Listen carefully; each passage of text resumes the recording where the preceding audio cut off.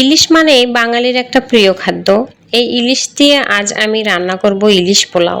আমি ইলিশ যে পোলাও যেভাবে রান্না করি আপনাদের সাথে সেটাই শেয়ার করছি। আমি এটি একটি ইলিশ কেটে ভালোভাবে পরিষ্কার করে নিয়ে মাথা বাদ দিয়ে লেজ সহ 5 পিস মাছ নিয়েছি। প্রথমে আমি পেঁয়াজ বেরেস্তা করে তুলে নেব এবং সেই বেরেস্তা ভাজার তেলে আমি মশলা কষিয়ে নেব।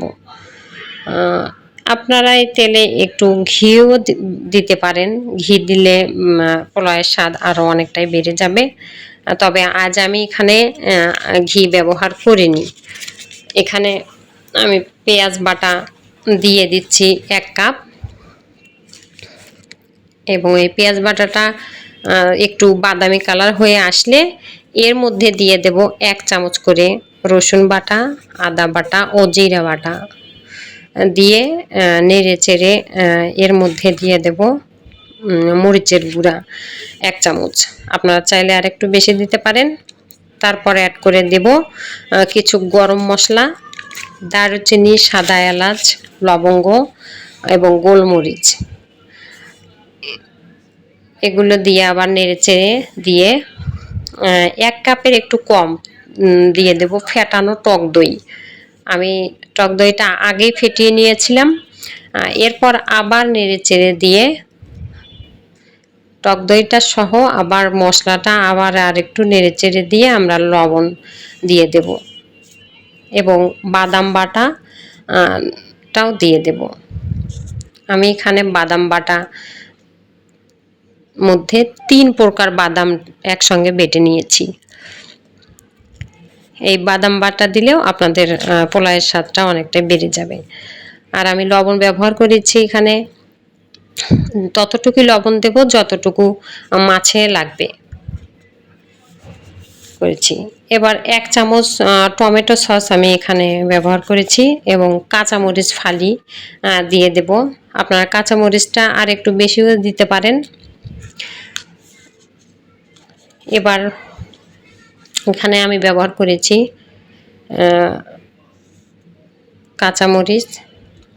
কাঁচামরিচগুলো সহ নেড়ে চেড়ে নিয়ে আমাদের অলরেডি অনেকটা মশলা কষিয়ে এসেছে। এর মধ্যে আমরা এখন দিয়ে দেব মাছের পিসগুলো। মাছের পিসগুলো 1 পাশটা হয়ে আসলে আমরা আবার উল্টিয়ে দেব। এগুলো আবার সাবধানে উল্টাতে হবে। একটু কাঁচা মাছ তো ভাজানো নয়, এর জন্য আপনাদের সাবধানে একটু উল্টাতে হবে যাতে পিসগুলো ভেঙে না যায়। আর একটু ঢাকনা দিয়ে কষিয়ে ভালোভাবে কষানো হয়ে গেলে আমরা এর মধ্যে 1 কাপ তরল দুধ দিয়ে দেব। তরল দুধ দিয়ে নাড়াচাড়া করে সামান্য আর একটু পানি দিয়ে দেব এবং পানিটা সহ এবার ভালোভাবে নেড়েচেড়ে মাছগুলো রান্না হয়ে আসলে মাছের পিসগুলো তুলে নেব এবং এই মশলা কষানোর মধ্যে আমি আগের থেকে ধুয়ে রাখা পোলাওয়ের চাল মশলার মধ্যে দিয়ে ভাজিয়ে নেব।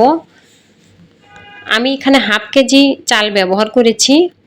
এবার পোলাওয়ে যতটুকু লবণ লাগে ততটুকুই দিয়ে দেব। চালগুলো ভাজা হয়ে গেলে আমি গরম পানি দিয়ে দেব পরিমাণ মতো। আমি এখানে যতটুকু চাল ব্যবহার করেছি তার চেয়ে ডাবল পরিমাণ পানি দিয়েছি। এবার ঢাকনা দিয়ে ঢেকে 10 মিনিট পর 10 মিনিট পর খুলে নেড়েচেড়ে নিয়ে মাছের পিসগুলো উপরে কিছু বেরেস্তা ছিটিয়ে দেব। আপনারা এই পানির মধ্যে আর একটু গুঁড়ো দুধ ব্যবহার করতে পারেন। আমি এখানে একটু গুঁড়ো দুধ দিয়েছি।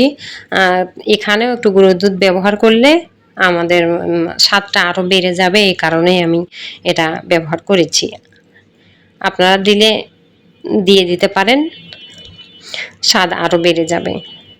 কিছু বেরেস্তা ভাজা দিয়ে আরও 10 মিনিট আমরা লো হিটে দমে রেখে অপেক্ষা করব। এরপর রেডি আমাদের ইলিশ পোলাও এবং কাঁচামরিচ কয়েকটা দিয়ে দেবেন কাঁচামরিচের ফ্লেভারটা বের হয়ে আসলে অনেকটা স্বাদ ভালো লাগে। আমাদের ইলিশ পোলাও রেডি। আল্লাহ হাফেজ।